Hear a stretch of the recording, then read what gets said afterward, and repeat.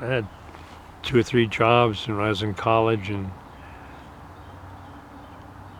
I'd go to work one day and find out that the day after that I wasn't going to have a job. And me, I was just, nothing ever bothered me to the extent that I always had so much confidence that I'd be driving home from just getting fired because they didn't have any business, and I'd stop at the Kinney shoe store and go in and convince the manager that he should hire me to sell women's shoes. I didn't know anything about women's shoes, but I'd convince him, what has he got to lose? If I didn't do it, he could fire me, which he did in about 3 weeks.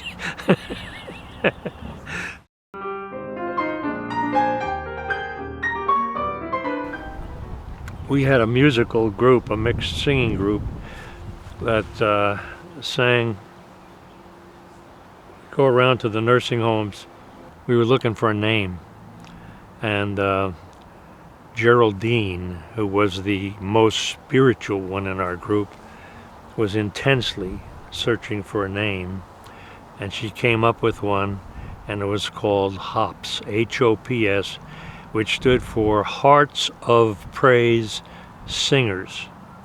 Now, Beth had not yet joined our group, but knew we were searching for a name. So I went in one day, we sang in the choir together, and I proudly announced, Beth, we got a name. And she said, really, what is it? And I said, HOPS, H-O-P-S. And she said, wow, that's a great name. I said, Beth, you don't even know what that stands for. So she thought a minute, and she said, hot old people singing. And that kind of stuck.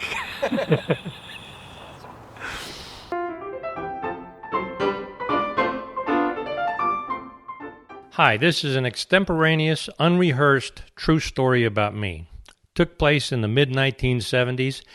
I bought a car that was very fuel efficient. It was a diesel Rabbit. It ran beautifully, but it took forever to get warm. So I come out in my business suit one morning, a cold, rainy, dreary, icy day in Pennsylvania, got it all warmed up, and took off for work. I stepped on the brakes and slid under a traffic light and couldn't see the light. So I start to have a conversation with myself, like I do always. And I said, what are you going to do now? I said, well, you can get out of the car and look. And I said, no way I'm getting out of this car. It just took me forever to get it warmed up, so I'm not doing it. Okay, well, then what are you going to do? So I looked around, and I looked in the rearview mirror, and filling the entire mirror were the words Brockway. And then I looked down, and I saw a CB radio microphone, which was a craze in those days. And I thought to myself, what a genius you are. So I picked up the microphone, and this is the way the conversation went. Breaker 19 for that Brockway 18-wheeler. Come on, good buddy. Yeah, what do you want? Tell me, good buddy, what's that traffic light look like up there ahead of you?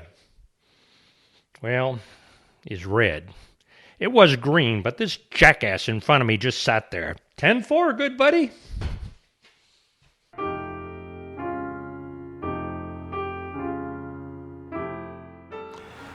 I grew up in the Depression, and my mother and father had a really hard time.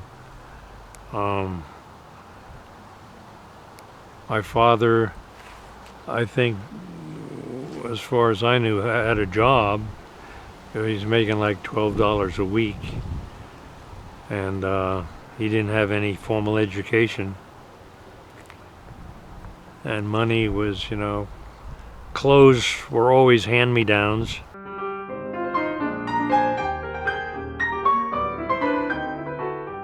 Well, this is the thriving metropolis of Curlew, Washington. Population 100 people. And it's been this way, as far as I know, for at least the last 70 years. That's when I met my soulmate. I think we met in about March of 1954. She's the most beautiful thing I ever saw in my life. She loved her family and the family in Washington, And so trips that we made out there were always enjoyable. Forgive me for getting emotional, but she's the most fantastic person I ever met in my life. Nothing more to say. I believe I'm going to see her again.